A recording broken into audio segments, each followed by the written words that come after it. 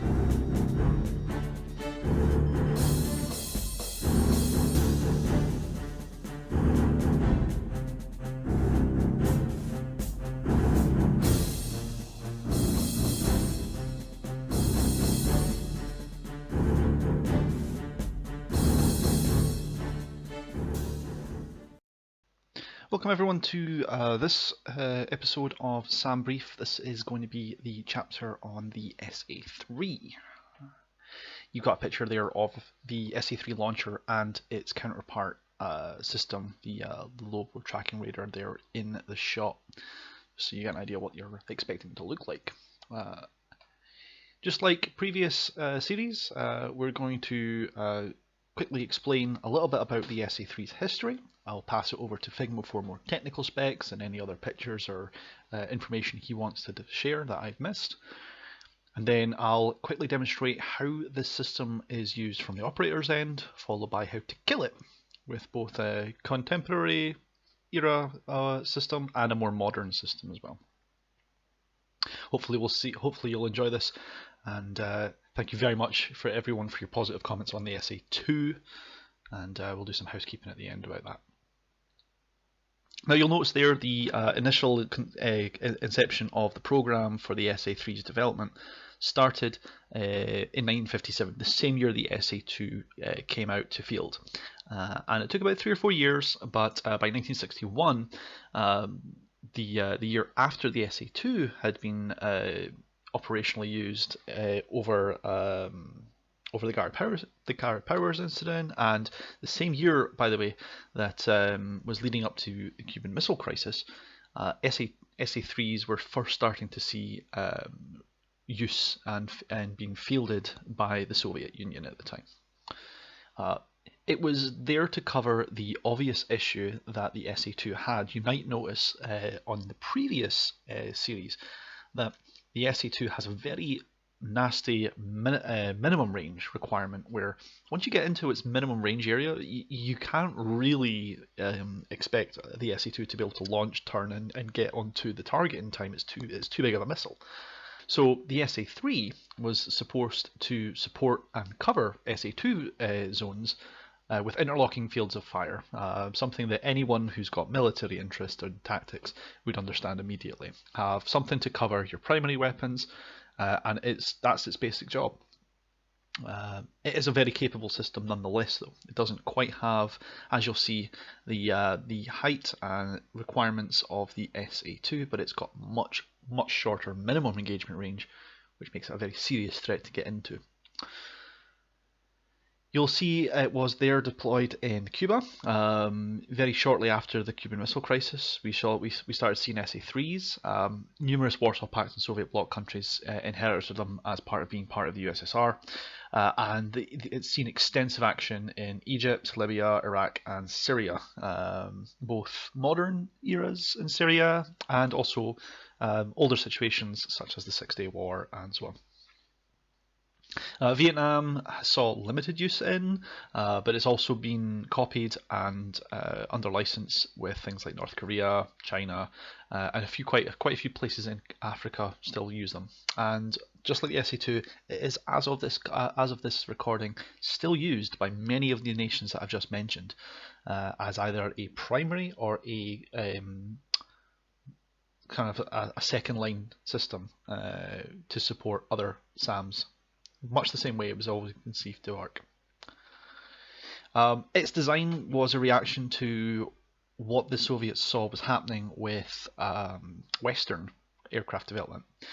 They saw these high altitude bombers dropping bombs, and they had the answer. They had the SA-2.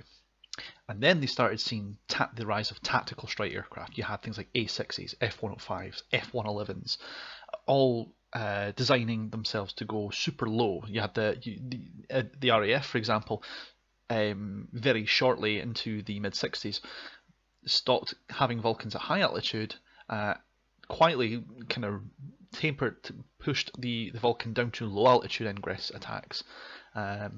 Obviously, this is about nuclear delivery, as fun as that's going to be. But even things like the A4, the A5 as it was conceived at the time, and other tactical strike aircraft, they're all fundamentally designed in common to scrape along the bottom of the floor, hide in the trees, hide in the defilade, the low valleys, pop up and attack.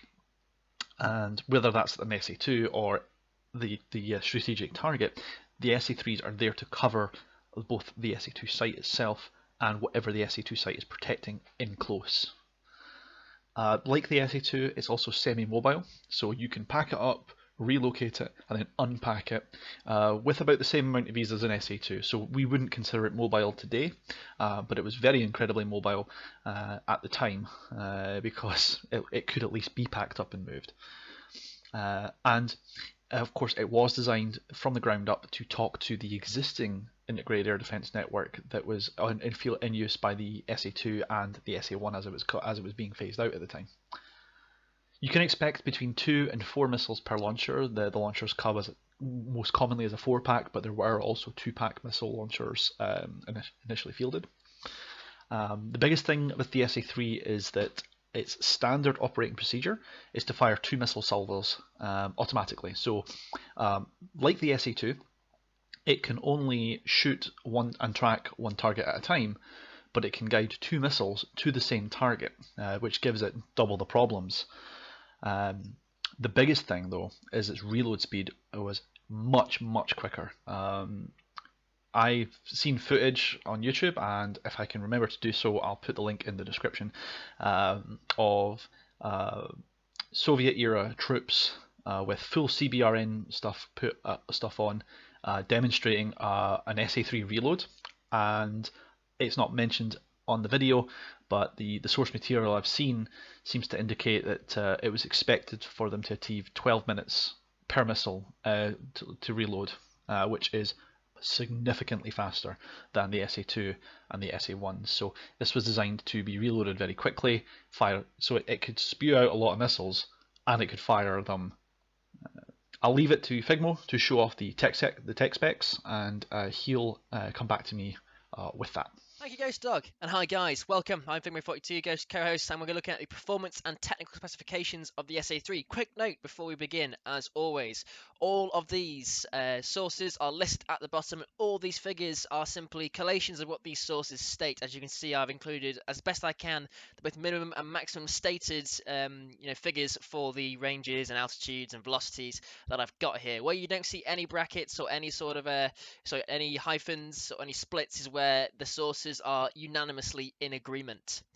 And of course, none of these figures are classified, and they're all open source. And the sources are of course included at the bottom there, which you can go and use them to read them further if you want to. So beginning with performance specifications, I have sort of streamlined this to what you're going to experience as a person fighting against or fighting with a SA3 or your SAM site. So beginning with operational range, it includes a slant range which is calculated by both your horizontal and vertical distance from the SAM. So using trigonometry, specifically Pythagorean theorem. So the sources all roughly state circa 25 kilometers. They're all within zero point 0.5 of each other here, the three sources that I used, and those sources are using usually 4 to 5 primary sources from each, which translates to our American or Imperial using friends as 15.5 miles. This is a bit of a shorter range SAM than the SA2, which of course is designed to augment with the SA2. The minimum range, our min, it lies somewhere between 3.5 to 6 kilometers or 2.1 to 3.7 miles. So again, this is the minimum range is much shorter than the SA2. It's still a pretty long minimum range. It's not in the hundreds of meters as some of these SAMs are, but again, you have to get much closer to this one for it to be a non-threat. Now, the biggest disparity that I saw was between the altitude that these missiles can achieve. And I do believe it's because these sources are sort of collating together several different types or variants of the missile used, which you'll encounter a bit later in the technical specifications. The SA-3A was a shorter range and lower altitude system than the SA-3B. So basically, this variance here is your danger area. So the altitude maximum which you can be effectively hit at is between 18 to 25 kilometers, or 59,000 feet to 82,000 feet. Both of those are with change, but I've shortchanged them just to provide easy roundable figures. The altitude minimum was pretty unanimous. It was 100 meters, which is roughly 328.08 feet. So call it 327 feet to be safe. The velocity max for this missile again was pretty unanimous between the sources, roughly Mach 3 plus or 3,704 kilometers per hour. And the kill radius is much shorter than the SA2, what we saw before, which is circa 12.5 meters or 41 feet. So again, that's getting much closer to you to actually kill you, but that is helped by the fact this missile is much smaller, nippier, and more maneuverable than the SA2. The guidance of this SAM, of course, like most of the early SAMs, is command guidance. Technical specifications.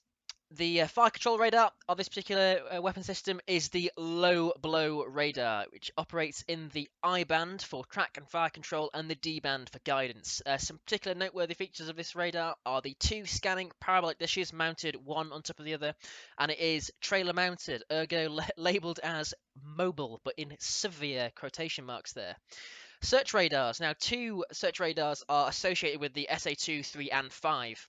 These being the Squat Eye and the Side Net. The Squat Eye operates in the C band and is primarily EWR, so direction finding, and it operates alongside the Side Net, which operates in the E band, and it's specifically for height finding. And these, of course, work together to give you both bearing, range, and altitude. And the missiles, there are two common types that are in production. So these are the V5V24 for the SA3A and the 5V27 or the SA3B NATO DESIG, which essentially, as I've sort of summarized there, is all around just slightly better than the previous variant of the missile. Both the booster and the sustainer are solid fuel, and that is pretty much all that I'm going to tell you about the technical specifications of this particular missile. If you really want to read up on the exact dimensions of the booster, the warhead, and the overall system itself, please do feel free to use the sources listed below, or go and find your own. Any reputable library should have a good source sheets of various first-hand or secondary data. And aside from that, I'm now going to pass back off to Ghost Dog, who's going to show you how the SAM operates in SAM Simulator. Cheers, thank you, and bye-bye. Okay, everybody, welcome to the SA3 console. We have a few different screens here, slightly more options than the SA2, but we won't use them a lot. So let's give you a tour starting from the top left. We have the UK64 and UK47.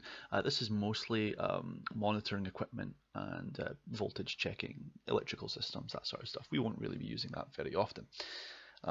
Just to the right of that and up above the scope for the search radar, we have the UK66M1 and UK63M1. Similarly, we have the alarm and other fuses and so on like that. So once again, we'll hardly ever touch this. Top right corner, we have the plot board. This would be sitting above the search radar's screen. So we can see we have enemy incoming from the east at an altitude of 270 meters and 790 meters respectively, so very low. And the 84 and 82 are designations to identify them as hostile groups. 8 being hostile. Track is just the track number, so 5301 and 5305. What we can assume then is that 5301 actually has 4 contacts in it, and 5305 has at least one other contact, I would assume, because you never see them flying in on their own. So I think what we have, I think the 4 is quantity 4 and the 2 is quantity 2, but I'm not 100% certain on the symbology for that. The middle set is the UK32M1, and that is the search radar scope for the attack radar, the low blow. What we have in our simulation here is the left side is an expanded mode. You think of it as a narrow field of view, and the right side is the kind of the full size version of the picture. So what you'll see is a lot of the work is almost duplicated on the left hand console. It will only become really apparent what that's for when it comes to locking up the contact and fine tuning it. Middle console is the preparation for the missiles and the operation of the low blow radar itself. So we can we'll see the search position of the low blow radar itself here. We have power. We're able to provide power to the antennas, and this is the instruction to prepare the missiles and reload them. And I can also use this to select which launcher I'm using, 1, 2, 3, 4. Now, the way that that's marked out is that 1 is the top, then 2, then 3, then 4, as the low blow system in this simulation is modelled with each piece circling over the north, south, east, and west part of the low blow system. Last option to the right is the PPI screen for the search radar, so that will be our flat face. And last but not least, we have the console just below the low blow's attack scope. This is going to give us data like how fast our contact is moving, how high it's moving, and it also gives us the instruction to fire the launchers as required. We'll have some other cool little toys and tools that we can play with as we go, but that's the basic scheme of the operation. And generally speaking, what's going to happen is Integrated Air Defence Network is going to pass us the plot, so the SA2s or the search radars on the eastern banks will have painted these contacts and delivered them to us. We'll then power up the attack radar and point it towards the east. We'll use the search radar to locate the contacts and verify their position relative to the plot. We'll then use a combination of A and Z on the keyboard to look through the contact listings, do the fine tuning for the aiming of the radar, and hopefully fire the missiles once they show in range. And we'll know they're in range from symbology that I'll show you here.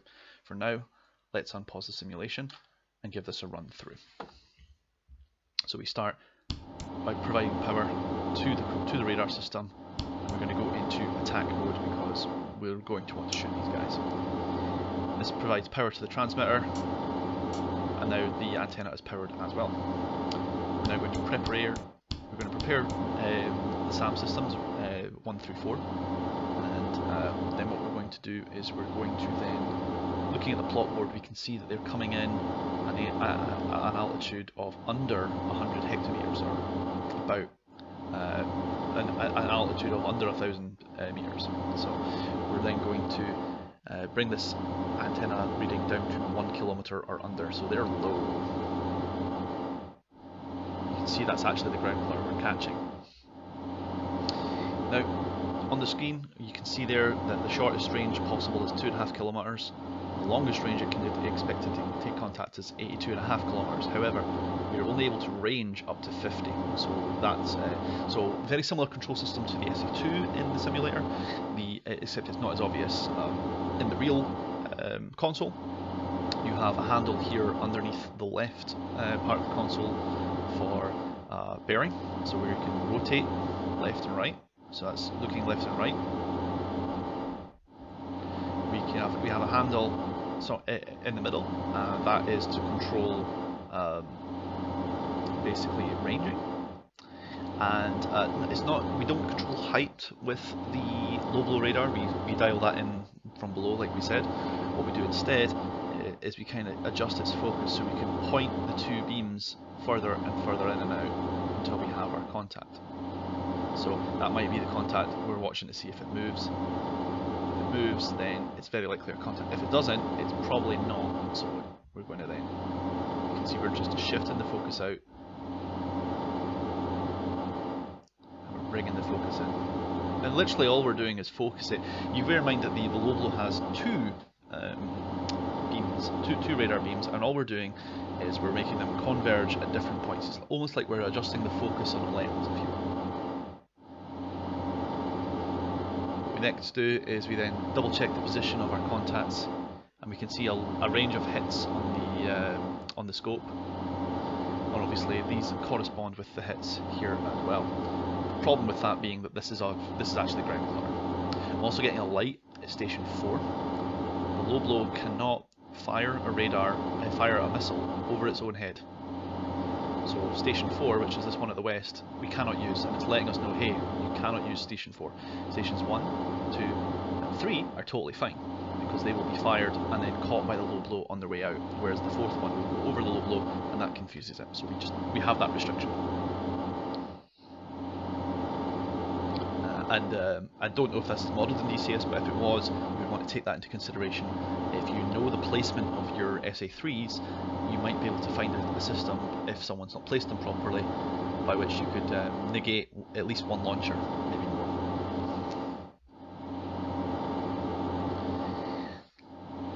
The ranging scope for the flat face radar should be fairly familiar to anyone who's seen this kind of thing before, but just for the avoidance of doubt, we have tickers at 50, 100 and 150 kilometers away. And as the scope passes around, we do have a contact out to the 070, that looks like, but we're not focused on that one. We're focused on the threat that's a little bit closer, that we happen to know is heading directly for us. That's bearing 100. And that corresponds just very roughly with this estimated position here. Now, I don't know if this is an oversight by the developer or if this is intentional, but I do not have bearing tickers for this radar dish. I have to estimate where I think bearing 100 is, and then I have to try and then I just fine tune that scan by searching around left and right slightly. At this point in time though, I think I can't see them because of the radar clutter. I believe they're probably hiding in a canyon and about to pop up. So all we can really do is start scanning the radar, and we can see now contacts at the very end where we wouldn't have expected them. And we can see this one moving, so that is definitely a radar. That is definitely an aircraft. Look, you see them coming down the chute. And sure enough, there they are on the left. So we're just going to fine tune this. Now we don't have the ability to snap the azimuth like we did on the SA2. What we have to do is manually dial it in, and we're going to continue to adjust the focus and watch this aircraft as it comes towards us, and we can see them coming down the chute towards us. Now, when they get to within 50 kilometers, we are then able to automatically track, and that is when the enemy there would consider themselves spiked at that point, because we're directing all of our radar energy towards them. And you can see as they get closer, the beam needs to be refocused, so we're just then pulling the beam out a little bit again, and you can see the beam getting wider and wider and shorter as we get closer and closer to the contact. That there is a piece of ground clutter, and you can see that it actually matches the position of this one here on the radar. So you can see what I was talking about, this being about the scope on the left being more of an expanded mode. And all I'm doing is just keeping that crosshair centered in the front contact. I'm ideally going to want to get both of them, but we've got enough missiles to do that. I just don't know if I can get the lock quick enough and ranging, so we'll see what happens.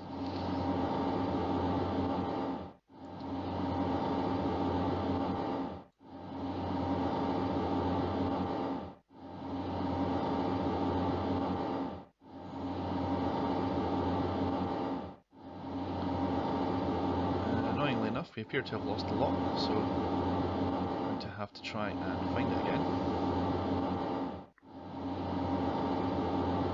My guess is these probably disappeared into the ground clutter. So this is where we go back to scanning again.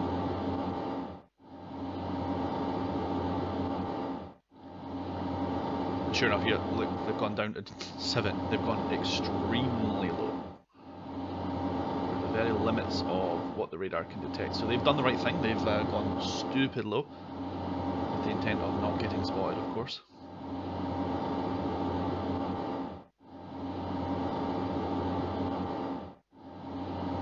And there, you see in the multiple contacts that the radar is having to look through to try and pinpoint the source of this enemy contact. Bearing 130 was the last contact, so probably are going to fire this way. Let's bring that a little bit further in.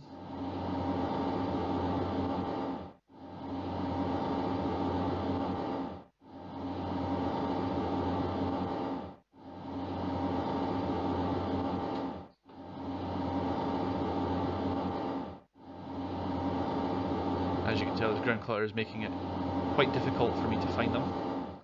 So, although we say that the SA3 is extremely effective at low altitude, it still is heavily affected by terrain masking, so you can defeat it with terrain if you have some.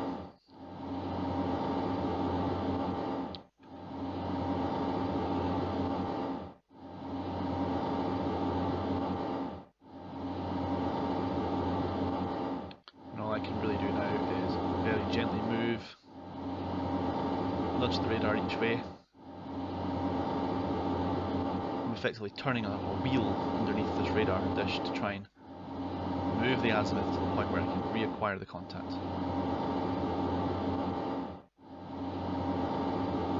You see movement there, so that's got to be them.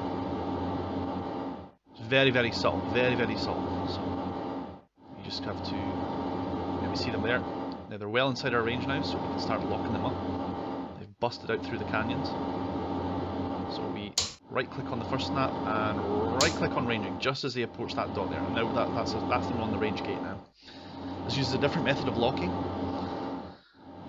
and we now have them locked. Now, here's where the symbology for the low changes. When that dot appears inside this dot, in this dashed line, it's theoretically at maximum range. That assumes it doesn't turn around. If we wait until it gets to the solid line, it can't turn around and run. So a very simple symbology that people who do air-to-air attack with AMRAAMs would understand to be the difference between ARMAX and AROPT. The small dashed line in the middle is minimum range. This is the point where we're not going to be able to get guidance on the missile.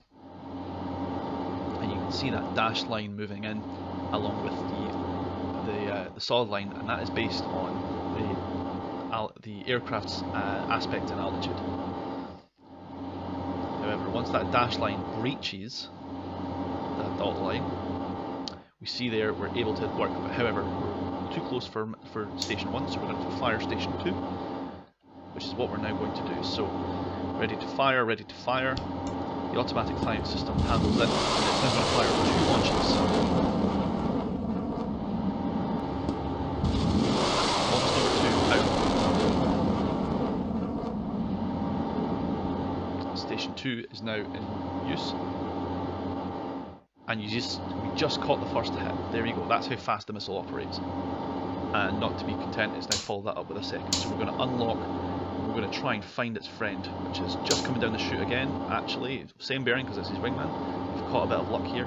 Waiting for him to get a little bit closer, a little bit closer, a little bit closer, and locked. Snapped 2. We're going to use station number 3 this time, and we're going to fire again. See now, his wingman is bogged out and turned home. They realised they're being caught, but I don't think they're going to have the range. I don't think they'll escape the range circle in time, but even if they do, not going to matter. You saw the little black flash there of chaff coming out. Here comes the missile. Splash 1. The other missile's on its way, but that guy is toast. Now he's double toast. Alright, there we go. We've successfully brought down the enemy aircraft. Both hits well inside the range circle. This airbase has been attacked by some of our buddies some of our enemy to the left there, so they've attempted to bracket us, but we've been able to at least hold our end of the deal there. This other airbase was attacked as well, but out of our range, so out of our responsibility area. We have done our end to support the enemy advance. And we just quickly check the scope and make sure nothing else is on the scope in our range circle. We have this guy on our left, 270. What we'll do is we'll try and lock him up, but I don't think we'll do anything more than scare him. But just as an exercise, we'll give it a shot. Let's see what we can find. There they are. We found them at least. And sure enough, range is well beyond 50. We can't even lock them up, but that is the dot there on the radar. So you can see that we would have been able to catch a lock on them at least. I don't think we would have got the range, but we'd have got the lock on them. And that there is a very simple, very quick demonstration of how effective the SA3 can be, but also you probably saw its limitations. I have terrain masking. They tried their pop-up attack. Unfortunately, the enemy, or fortunately for us, but unfortunately for the enemy, they weren't able to make that connect and actually attack us. Their target was the SA2 below us. I hope that we've protected them in enough time. Let's have a look at the results though.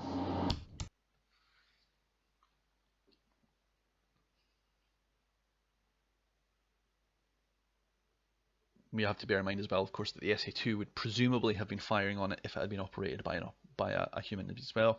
However, in this current SAM simulator, I don't think AI SAMs operate. If they did, it'd probably be a lot simpler for us. So here's the after action report. We fired 2 missiles from channel 1 and channel 2. And we got 2 hits on the first missile, and then we locked up the second contact and brought them down as well. And there's no record of the SA2s themselves being destroyed. So out of the 8 F4s and 4 Israeli A4s, the 2 that breached our range circle were both destroyed, and all that in 12 minutes. That's how fast even a 70s era aircraft battle can go. I hope that's given you some demonstration here, and as you can see, the next one I'll be able to demonstrate on the SAM briefing will be the SA4 or the Shilka, depending on which one you guys throw in the comments that you'd like to see first. Other than that though, I'll see you all sometime after now.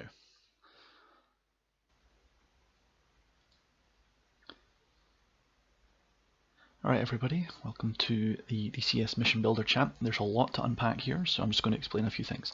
A lot of the Blue 4 stuff is irrelevant. I'm just experimenting with a few things there. But we're going to start off at Incirlik Air Base. We have a few A4s placed down for later use, depending on how I want to shoot this. But that will also allow us theoretically to have this set up as a multiplayer mission if you wanted to. Taking off from Incirlik Air Force Base, we're going to then we assign ourselves the mission of taking out this SA3,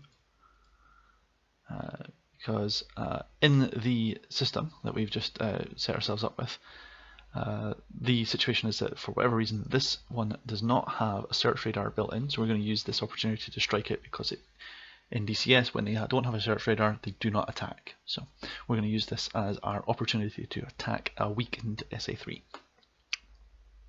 Along the way though, it is protected by a couple of SA2s, and other SA3s are still covering it, doing the job of the SA3. You can see here another SA2 ring here, another SA2 ring here, and they're flanked by a front of what would have ideally been a front of SA3s. We're going to take off from Incirlik Air Force Base, and this is an EWR site that we have placed. I'm expecting to be pinged by that basically on takeoff. That's just how it is. The actual in-game situation, you'll see yourself, this is actually a flat area on top of a hill. That is honestly ideal location. I found that through Google Earth. There was an EWR site there. It's a fixed EWR site in the environment in question. You can actually see a dome, but we don't have such things that are modelled easily. So I've just placed one of these P19s once again as a stand-in. Simple as that. Moving down the list here, we have an SA2 placement, and I'll just load up the picture for showing you that where I found it. This is described as an SA2 site to the north of Latakia, and I should have the photo of it. It should be loading up about now. Now the positioning for this SAM is, I feel confident that the positioning for the SAM is correct, but the mapping is wrong. So we'll have a look at that. But fundamentally, what we have here is you have here in DCS the typical layout for an SA2, which is readily identifiable. And I think in the northwest quadrant there is the spoon rest radar there.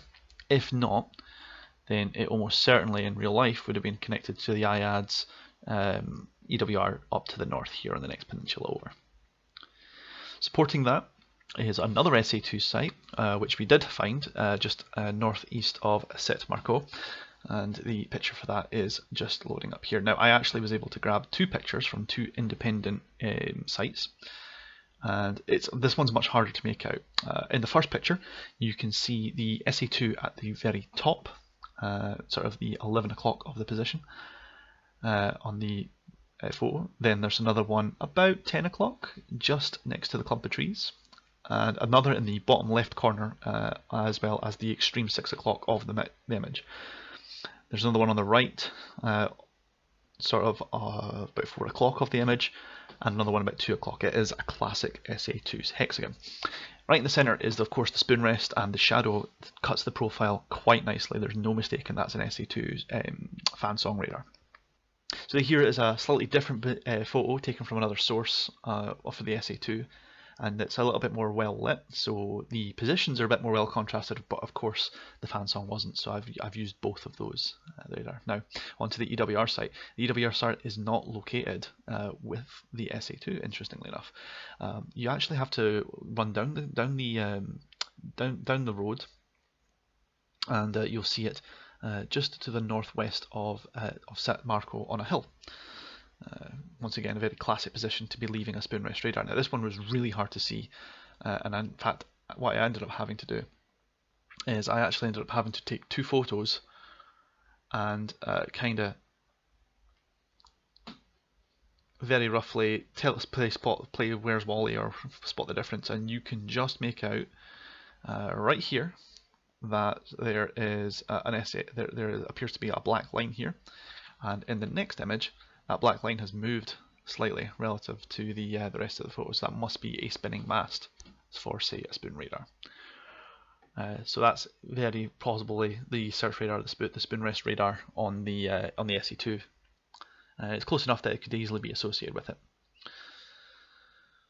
That was a hard spot. I would not have known that that was there unless I knew to look for it in the first place. The coast itself and the town of Latakia is protected by 3 SA3s that were discovered, along with another SA2 to the south to protect the Syrian airfield of Bashar al-Assad. Further up to and you can see this is obviously intended to be a wall of SA3s to protect the SA2s from a coastal attack Syrians have cleverly recognised that if the US is going to be coming in and staging an attack against Syrian airspace, it's going to be from the coast or from Turkey, or if it was going to be Israel, they would take off, head out to coast and back in, rather than having to go through what I assure you is a number of SA3s and SA2s, SA6s, and all sorts of other stuff that we'll be more than happy to cover near the time, covering the border, thanks to the events of the 70s between Syria and Israel. But that's a story for another time. Let's have a look at the SA3s. So the first SA3 that I found was this one here southeast of Latakia. I'll pull the image up. This is an extremely typical thing that you'll see done quite often, where basically they will take what looks like an SA for classic position, almost an L shape. The Syrians have chosen instead to take an SA2 ring and repurpose it. So, and also, unlike the Soviet forces, they've gone with 3 launchers instead of 4.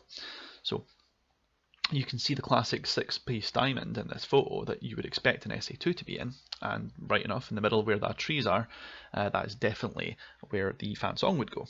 What they've done though is they've taken that placement and repurposed it. You can see twin launchers belonging to them. So they've actually gone for, rather than firing 4x launchers, they've done for twin launchers.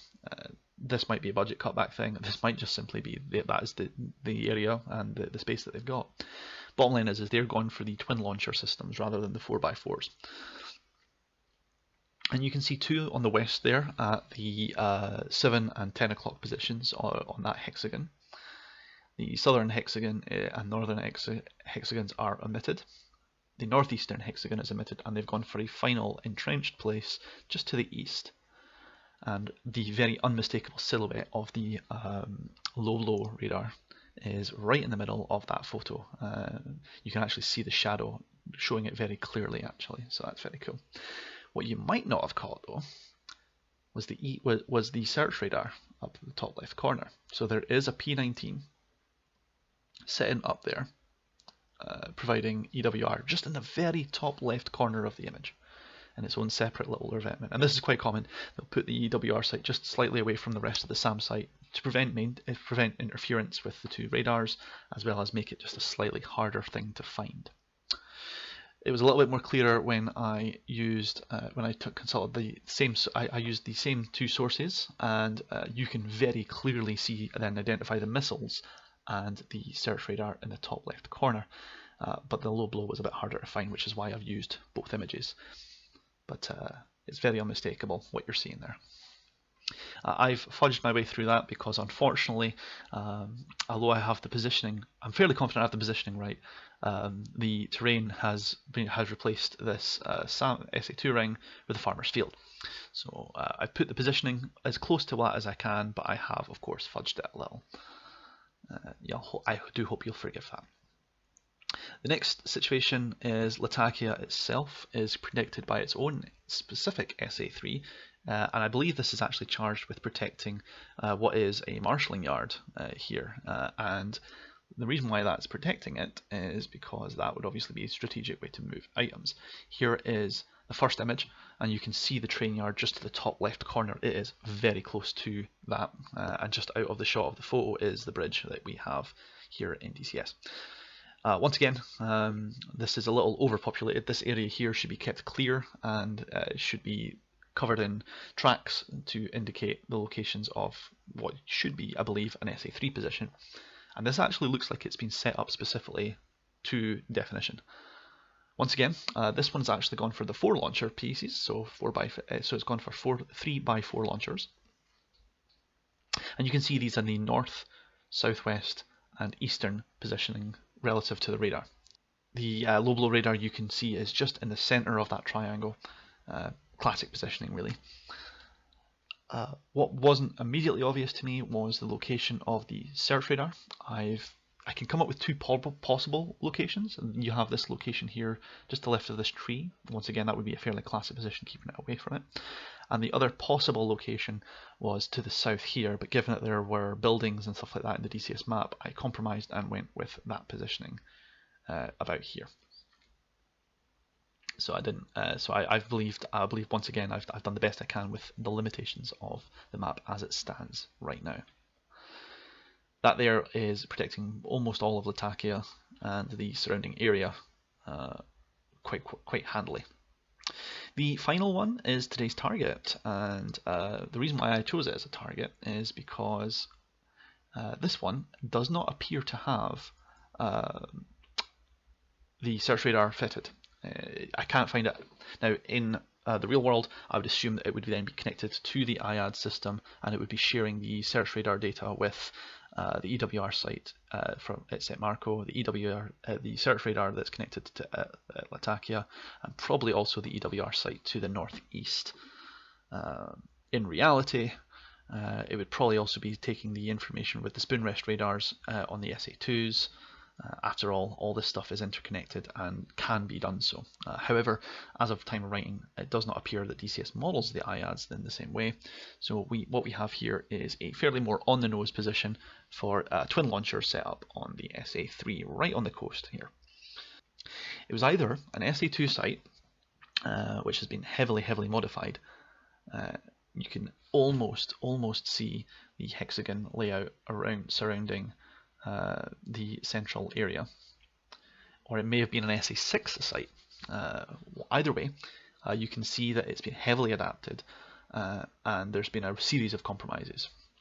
We can just make out the SA3s to the northwest, to the southwest, and to the northeast of the low blow radar. And once again, the shadow of the low blow radar presents a very clear silhouette. Of interest, and coming up another time, this appears to be on the eastern block here, just south of the SA3 launcher.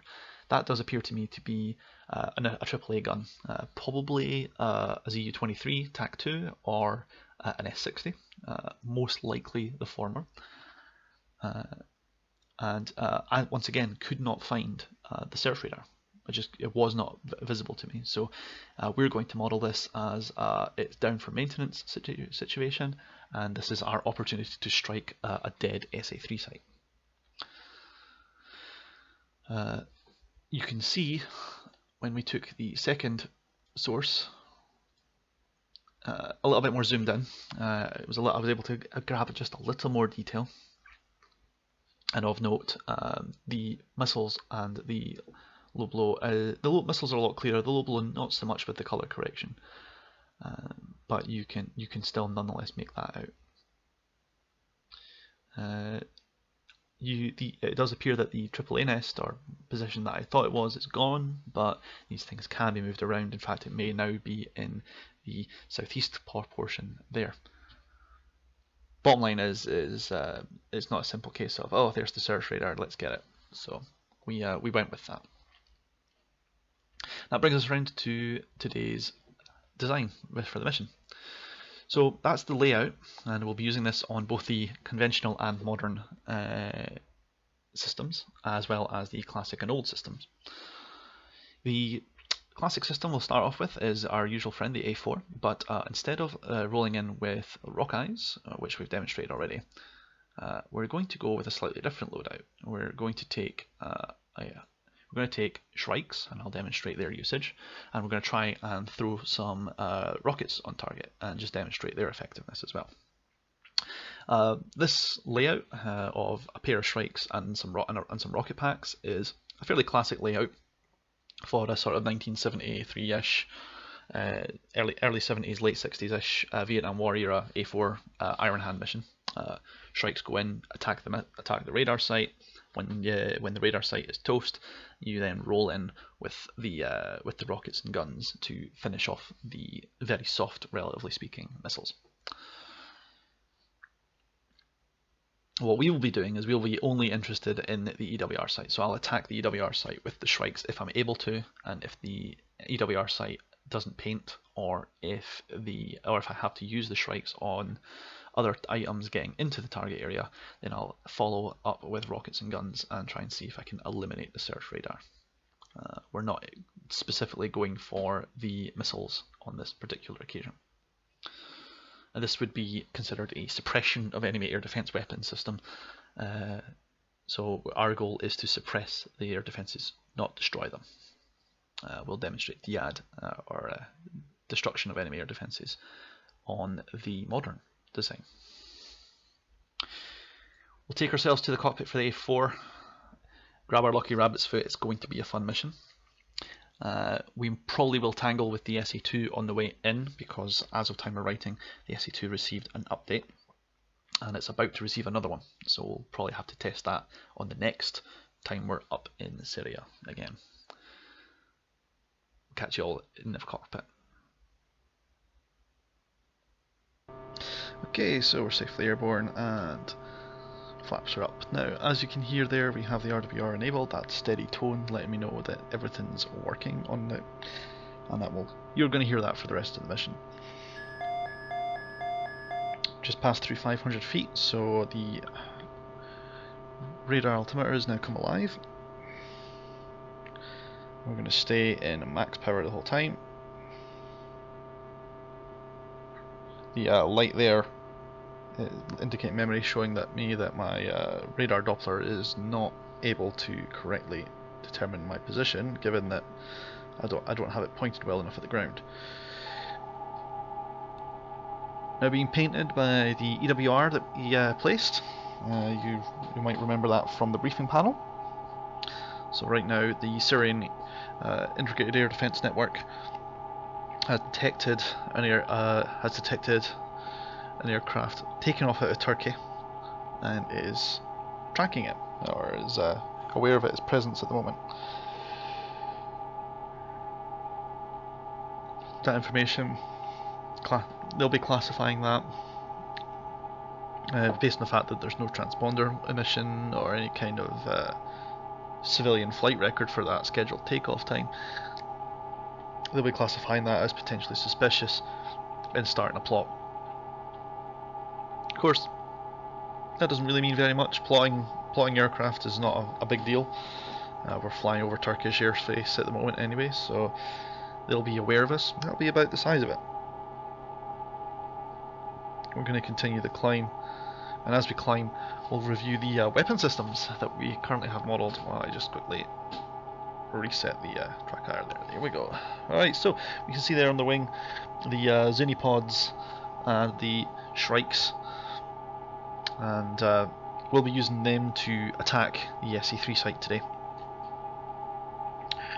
We've already been briefed though that there's an SA2 on the way there as well, and I've placed that there because a recent changelog post on the latest open beta as of the 24th of January, which is the date of this recording. Last Wednesday there was supposedly a small tweak and update to the SA2 flight model, so in the hopes of just double checking and verifying that the advice I gave you previously is going to work, we'll dance with the SA2 just very quickly, and maybe, depending on my luck, we can maybe showcase these Shrikes and see how they work. That is today's weapon. Today's weapon of the day is going to be the AGM-45 Shrike. We're going to use that to neutralise the SAMs. And we're going to continue the climb right through to 14,000 feet now and climbing. So let's just pop on the AFCS, get the stability enhancers on, just to keep this nice and level for us. There we go. So let's talk a little bit about that Shrike then. So the Shrike is probably one of my favourite missile system stories in terms of its development. So picture the scene, it's Vietnam and SA2s are lighting up the skies, knocking down a lot of F-105s, a lot of F-100s, things like that. They're basically giving the tactical fighters and the bombers and the tactical bombers a real nightmare out in the ground. And the Navy and the Air Force are both having to deal with this problem. It's then decided that a group of fighters or tactical bombers will go in with the strike package, and just like you have escorts to kill MiGs, their purpose is to escort the flight into bandit territory, so to speak, and they bring a big stick to knock out SAMs. This is the job that we're doing, effectively. And their mission was to tangle with the enemy SAMs, find them, and kill them, or persuade them in some sort of way to stop emitting and get off the air and stop attacking the strike package. Even if that means themselves becoming the victims of an attack, that was just the bread and butter of the system. As you can imagine, the program was at the time quite secret. They didn't want to tell people that planes are actually going to go up against SAMs. That's very dangerous.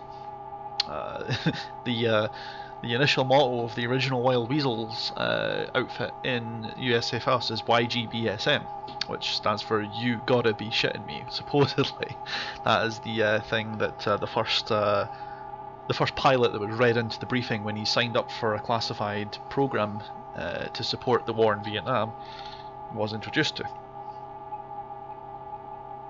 And I'd believe that. Initially, Wild Weaseling was done by the US Air Force with F-100s. Later, they got F-105s, and towards the end of Vietnam and moving forward into more modern eras, that task would be given to F-4s and later modified F-4s. And nowadays, the US Air Force has primarily handed that task to F-16s. We'll see what the F-35 does for the suppression of enemy air defence role as the years go by. And we'll talk a bit more about how that's evolved over the years as well. The Shrike, to get back to the story, was a weapon of necessity. It's something that came out of the not so subtle discovery that going in with guns, rockets and bombs on SAM systems is dangerous. You saw that last week, and you're going to see that again this week, sort of.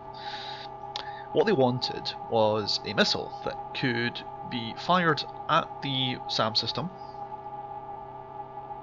and would be able to go faster than bombs, guns and rockets and allow a greater standoff distance. When we talk about, you hear the word standoff, it's a bit of a buzzword. Standoff is simply just the ability for me to stand back and fire away from, stand back further away from my enemy and fire at them. A greater standoff range means you can start your attack from much further away, and if you're further away from the enemy, as you can imagine, especially SAMs, the further you are away from them, and you are aware that you've been fired upon, the better the chance that you can defend the missile, broadly speaking.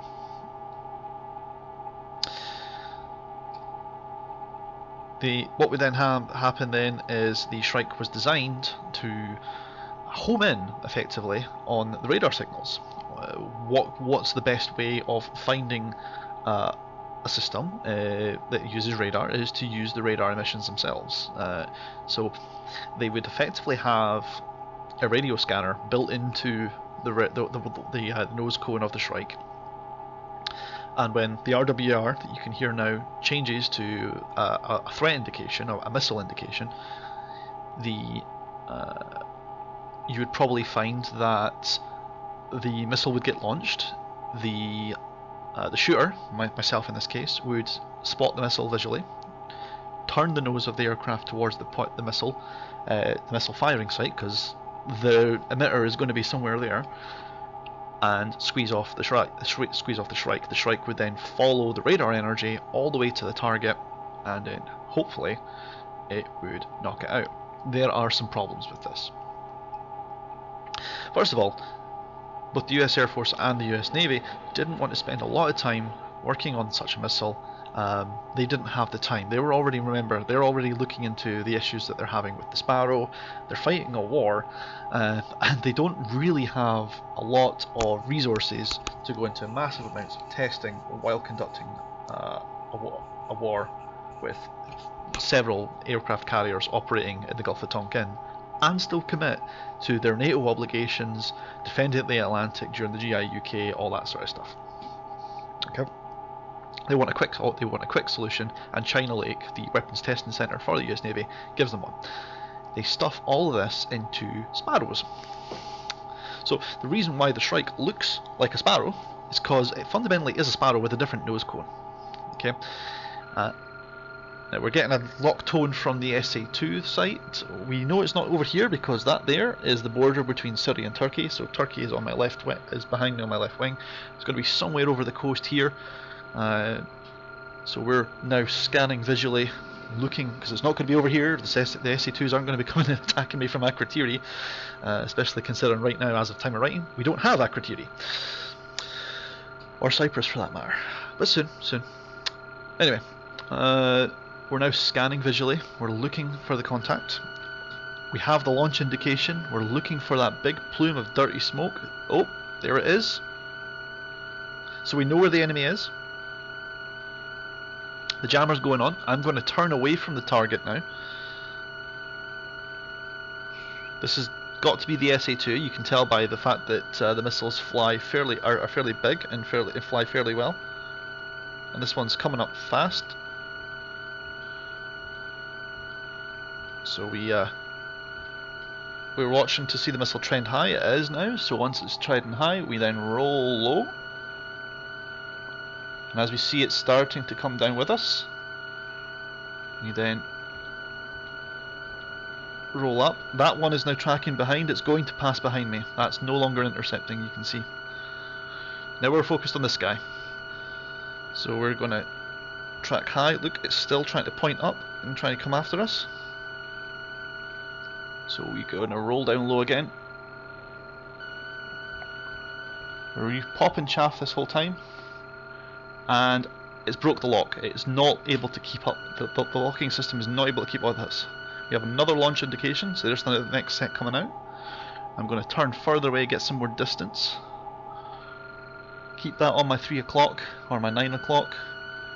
The missile is still pulling lead on me.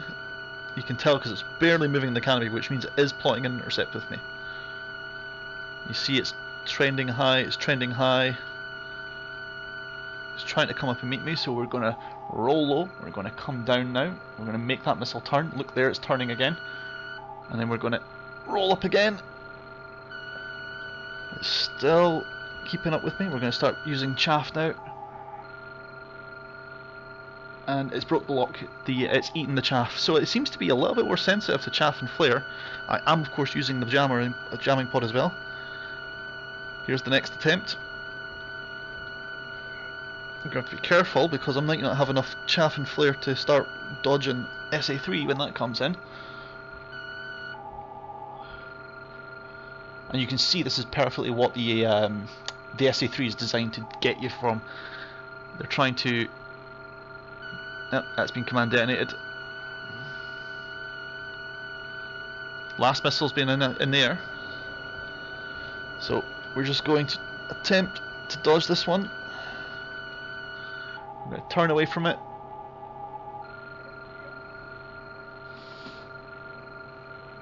It's still at me. Let's try and reacquire it visually. This one's going to be close. We're going to turn away again. Okay, we're out of chaff. This is going to be close. Now I'm just now diving for the deck now to try and outpace it. And we're going it's tracking behind. And it's got, I've miscounted, there's another one there. We're going to start diving for the deck now. We're down low. And you can see that missile's now trying to pull lead into the ocean. I'm going to turn back on it.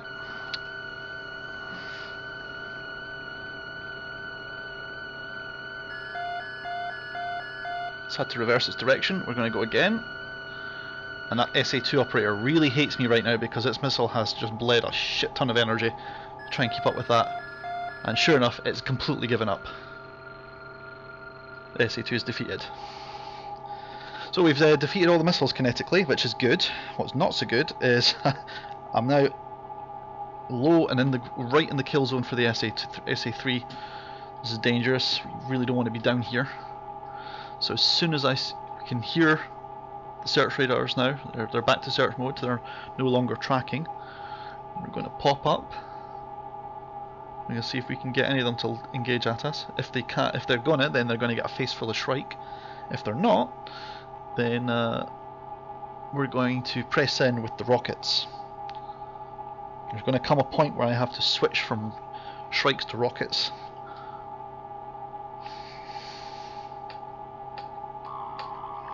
That's the tone for the Shrike. They basically, if it sounds like a Sidewinder, that's because that's effectively how they're operating it.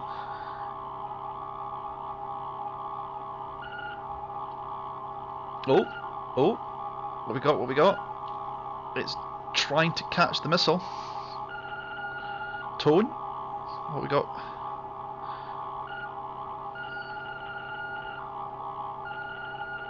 It's not quite got the range. Where are we? We're about 9 miles in, so that sounds about right. We know these have about a 10 to 12 mile range, and down low it's going to be even less. That SA3 is clearly active and trying to catch us.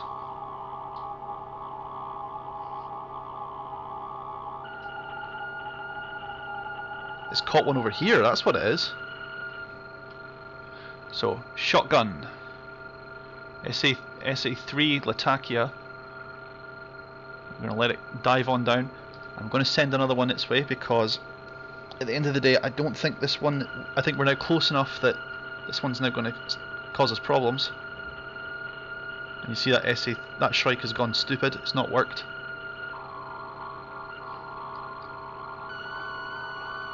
Oh, that's it, missile, missile in, missile.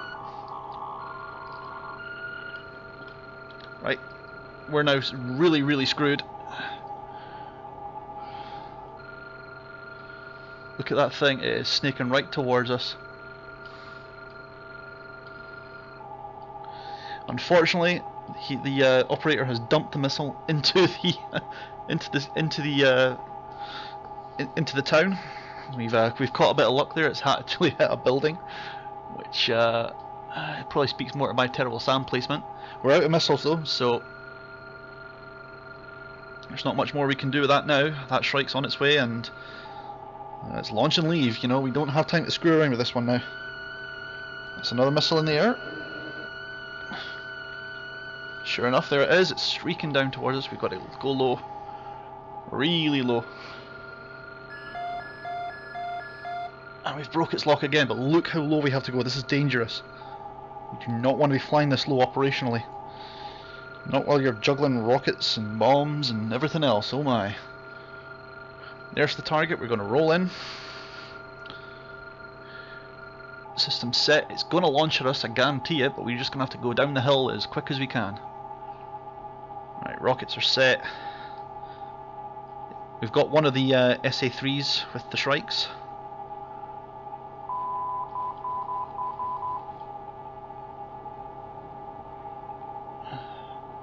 Looks like we've damaged the other one. I think we just used all our missiles. 1, 2, 3, 4, 5, 6, 7, 8. Yep, I think we did. I just counted my shots mentally in my head there. We don't have round counters or anything fancy like that in Vietnam. Alright, let's bring the aircraft round again, and guns are on now as well. Let's see if we can wrap this up quick and go home.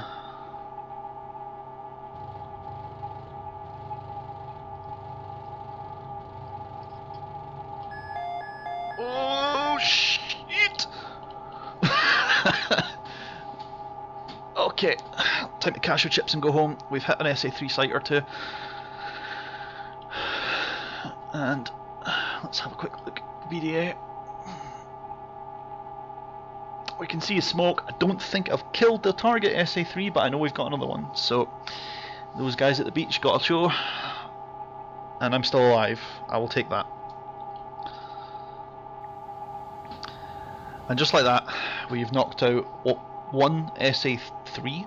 We have defeated 6 launches from an SA2. And by the way, objectively speaking, it is well, correction. Subjectively speaking, it does feel very much like the SA2 there is a fair bit more dangerous. It does feel a little bit more maneuverable. So just take that under advisement. The techniques that I gave you in the previous episode will still work. You just will have to be a little more vigilant when it comes to working the missiles. They seem to be a little more responsive. Whether that's realistic or not, I couldn't possibly comment. I never used them myself. I've not been up SA2. I've not really been up against SA2s very much in DCS, and the ones in BMS, but it does feel very similar to the ones in BMS, so we can take that.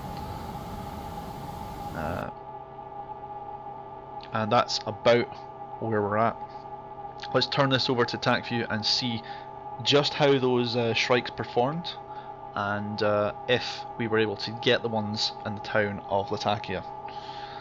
The rocket attack I don't think was successful in terms of killing the SAM systems, but I think we definitely gave it a fairly good bloody nose. That's all for now, and we'll evaluate this with TACView. Can't wait for Figmo to tear me a new one for going in doing several laps around the SA3. Hello ladies and gentlemen, welcome to this technical analysis of Sam Brief. Here we're following Ghost Dog in his A4E, and he's going to attack this SA3 site shown here. Now, worth noting, Ghost has given himself the extra challenge of also having to penetrate through first a layer of SA2s, as this is of course an integrated air defense system. These tracking radars here, these early warning radars here will have notified this group of SAMs, this air defense area, that Ghost is on his way, and they will have passed off his information to tracking radar. So let's crack on. Ghost is blown in here at 25,000 feet at Mach 0.72. This is good for his fuel economy. He's going to have a great situational awareness picture using the RWR on this aircraft, which of course gives you notification of tone only, not direction. Now, coming through 25 miles of this SA2 group of highlighted here, ground 2-2, as you can see on the screen just about here. It is now engaged within its sort of maximum effective range. So this missile is going to come up ballistically, and it's going to follow a path, and it's going to try and cut Ghost Dog off about here-ish, I reckon, because of course this missile is command guided following a lead path. So Ghost Dog here has just received the launch notification for his RWR. He's at 25,600 feet. This is a dangerous altitude to be at against this system. It likes to be up here, it likes to be up high, shooting down, sort of tactical aircraft and bombers. See, the operator is firing 2 missiles, ensuring a high probability of kill. So Ghost is now popping out chaff and flare, and also varying his altitude and his azimuth to the missile. This means this missile is going to have to solve complex geometry problems to try and intercept our man here. So we're going to pause the video just about here. Now, this missile, for some reason, has decided not to track Ghost from this point in and follow him as it should have done. Now, this is fine because it means our boy Ghost here isn't going to get spread across the sea. However, in real life, I do think this missile would have killed Ghost. As you can see, it comes within that distance to our man. As you can see, if we sort of zoom in here to get a more true scale, and we highlight 2-3, 2-3 will come on. Ground 2-3, it comes within, let's play that back, it comes within 300 feet of him. Now that is, that's close. 300 feet is close. It's I don't think it's within the proximity detonation range of the SA2, but if this missile was crewed by a human, it could have been command detonated here and may have fragged Ghost, but he's just avoided that one there.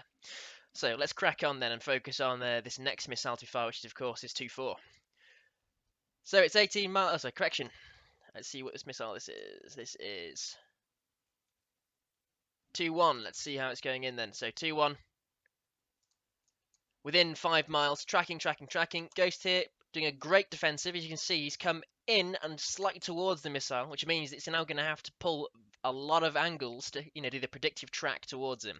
He's popping chaff. Flares coming out as well, only because I believe it's the limitation of the A4 in DCS. You have to do a single press for chaff and flare. In real life, you would be spamming out chaff right now. Let's not forget as well, the A4 is equipped with an ECM pod, so he is also doing active deception jamming here, just basically white noise jamming, trying to get these missiles to lose lock and present a different target, a more attractive target to the missile instead of our poor boy here. So he's coming down, popping out flares and chaff here, and you're going to see the missile. Did you see that? That missile was just deceived by this chaff cloud he's just put out. So this here appears a lovely big blob, and the radar for that SA2, that Fansung, thinks, aha, that's a better target, and this missile vectors for that. Now you see a few seconds of this, and then the radar operator realizes it has gone stupid, so he command detonates it there and fires another. Now these missiles are pretty fast, but they should be faster, I believe. Mach 3 is about the cruising speed of these missiles, but Mach 2.5 will do in DCS.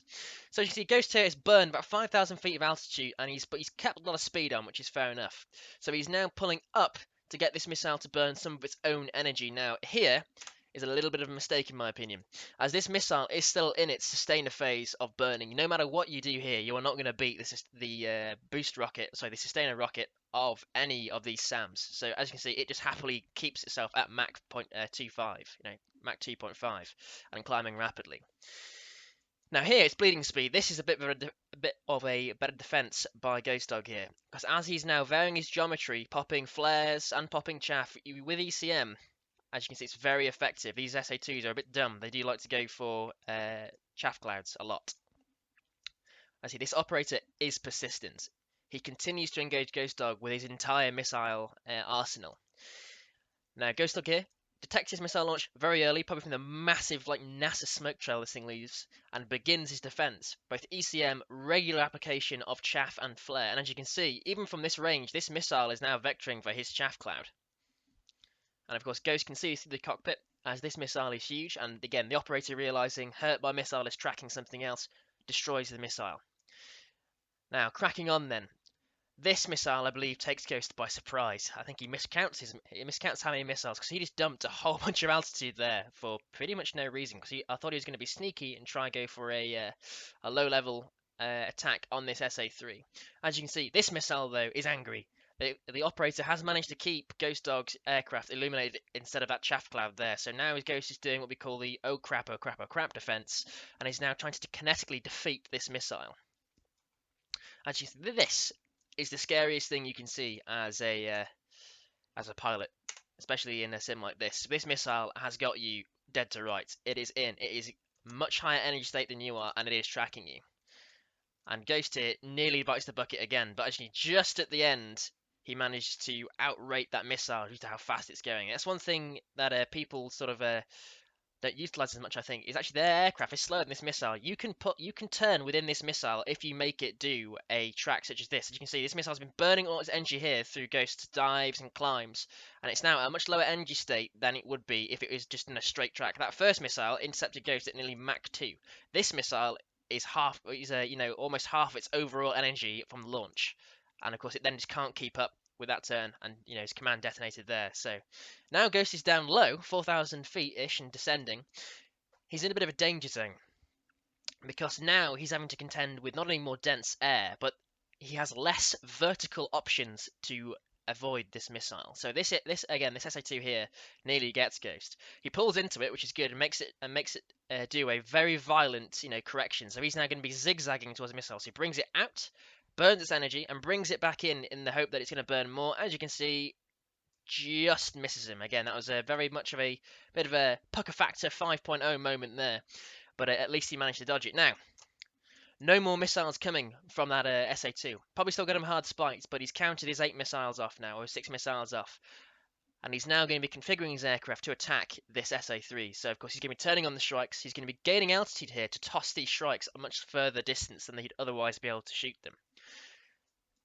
So, as you can see, he's vectoring into the bubble.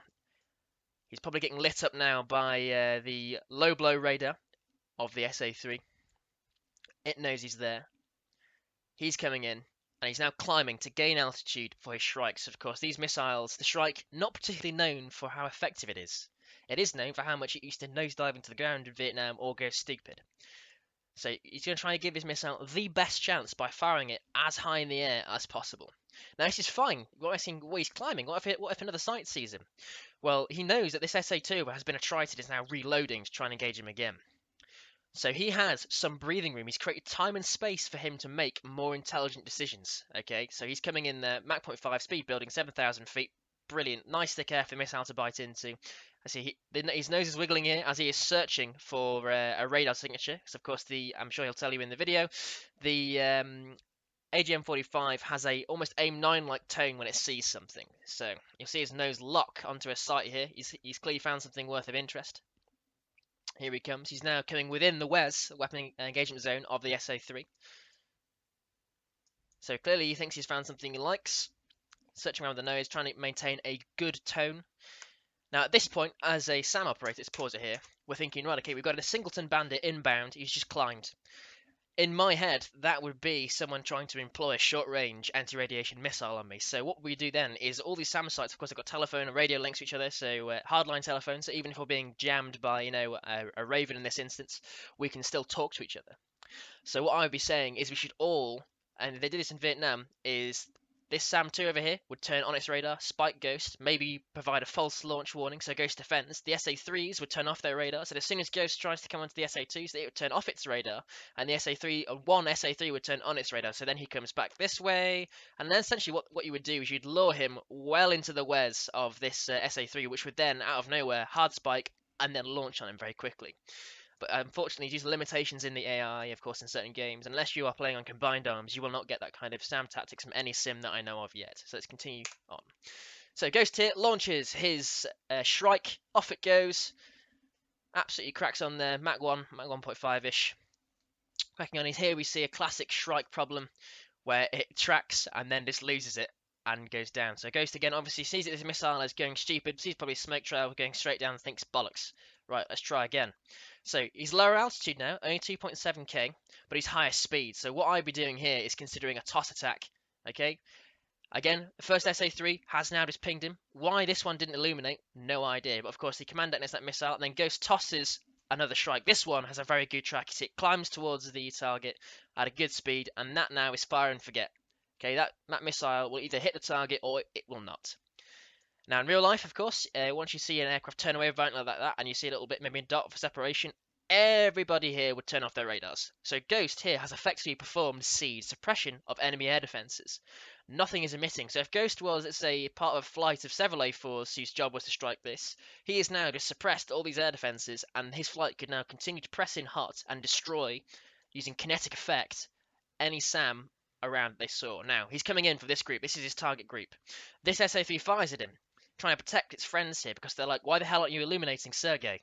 And I don't know why they didn't illuminate, because this is well within engagement range of the SAM-3. Let's just go back there and see what Ghost did. That's an excellent SAM-3 defense. Now, the SAM-3 is a medium to low altitude system, believe it or not. It has I believe, a minimum engagement altitude of around about 300 feet again, due to radar limitations, but more modern ones can take that lower. Let's watch this missile. Look how low that is. That is 200 feet off the ground. Because the SA-3 isn't fired really on a ballistic arc, and because this is quite a close range shot, the missile immediately launches and then guides. As you can see, it's very, very low, and as Ghost gets the launch warning, he then dumps all of his altitude.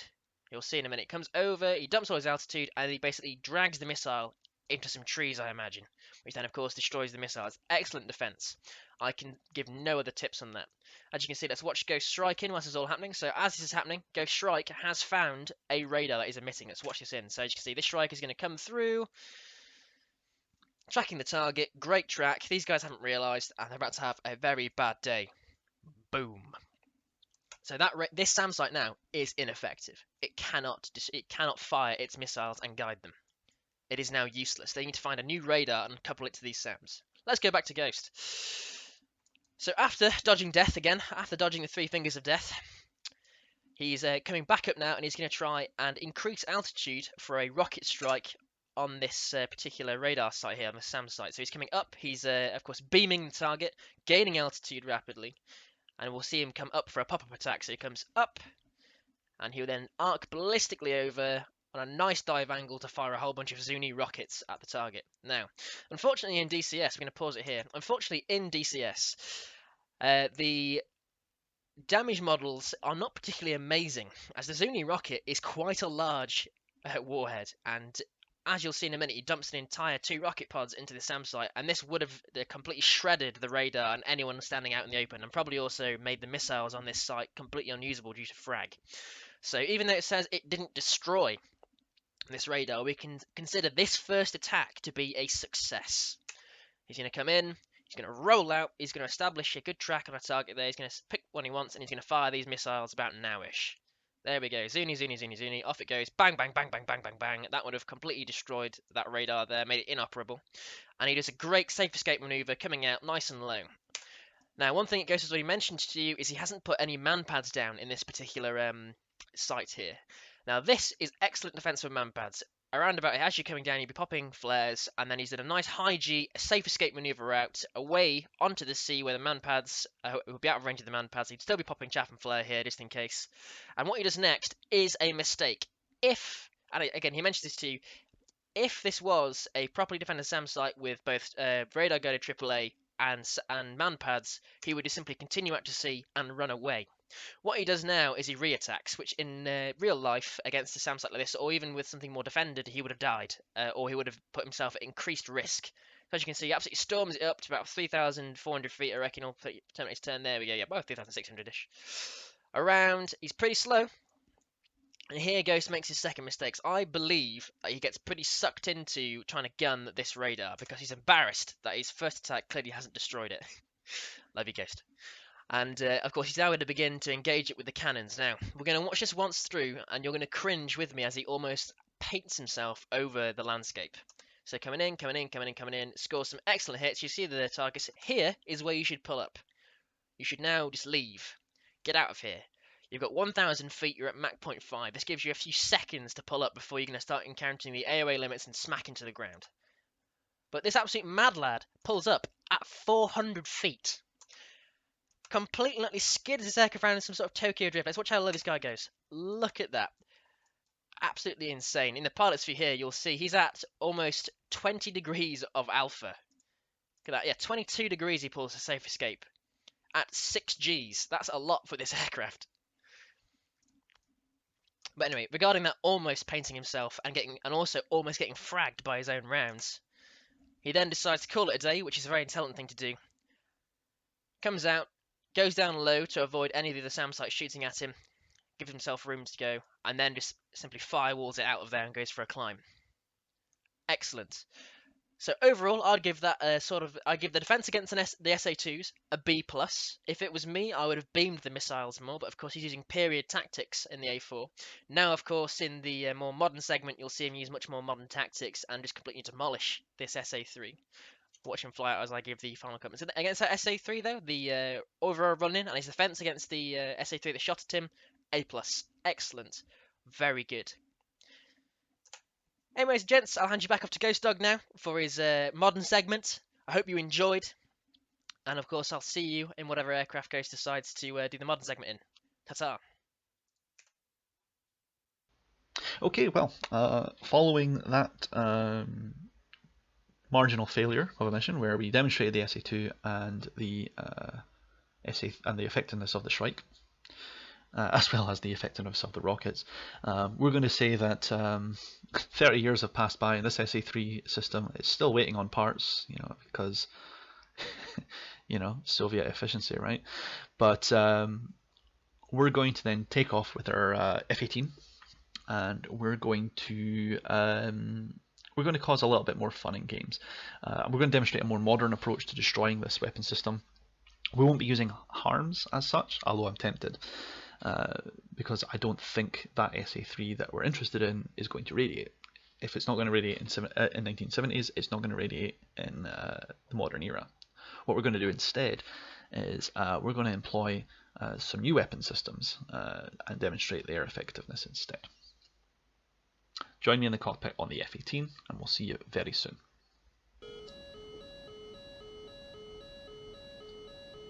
Hello, post-production Ghost Dog here. I forgot to turn on my mic, so you're going to have to let me add this on top. We have the JSO-A, which is today's showcased weapon system. We've locked it up with the weapon designation system on the Hornet. I can be using the targeting pod, the radar, or a predefined waypoint. We pickle and release, and then we turn off set to the side, just to make sure we don't overfly the target as it glides down to its target. Now, the JSO-A is the basically the cluster munition version of the system, and it's going to glide down on a GPS guided path, and as I set the autopilot, it will just glide on in and sprinkle death and destruction all over the SA3.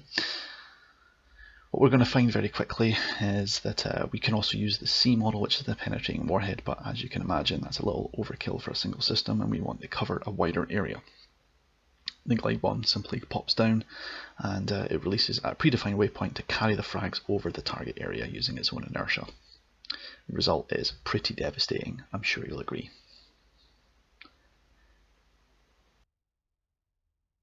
Okay, well, everyone, thank you very much for viewing another episode of Sam Brief. I'd like to thank the above people as before from the previous episode. So I'd like to thank Figmo for helping with this and providing some of the original source material through his Threat of the Week series, as well as Jive Turkey and Tactical Pascal for initial concepts and show format ideas that I'm just taking and running with. Eel Dynamics are still updating numerous parts of their DCS world, and from the recently published roadmap, things are going to look really cool in 2021 if they can get half of it done. The SA5 is coming to DCS, so if the SA5 is out by the time it's on its turn to make, I'll put it in DCS just to show it off as one of the new toys, because I think that will come in quite handy. Sam Simulator is a fantastic tool, and I'm going to continue using it wherever I can get my hands on a valid demonstration of it, or my own demonstrations as well. And of course, TacView is a fantastic tool, and if you are serious about flight sims and try to analyze your own flights and improve yourself, you need to have it. The music by Eric Matthias is over at soundimage.org, and that's where you got the music for the intro. And as always, the usual standard issue disclaimer that the featured content is intended for entertainment purposes only, and that the authors do not intend for this to be used academically. However, considerable effort has been placed in providing sources and references where they're available, so neither the author nor his guests, to the best of their knowledge, have accessed or disseminated any classified data, tactics, or sources. At the comment page just below this video, I'm in two minds to demonstrate the SA4 next or the Shilka, and I'd like to have the voices heard in the comments. We're going to slowly build up the integrated air defense picture in Syria wherever I can. I will say that the SA4, for those that are smart, will know that it's not in DCS, so I'll have to run that in BMS, so things will look a little different if I do the SA4. I can still do the Shilka in DCS though, so we'll see how things go. Other than that, I'd appreciate any feedback, any comments, and any constructive criticism that will make this a better show. And thank you very much for your time. We'll see you soon.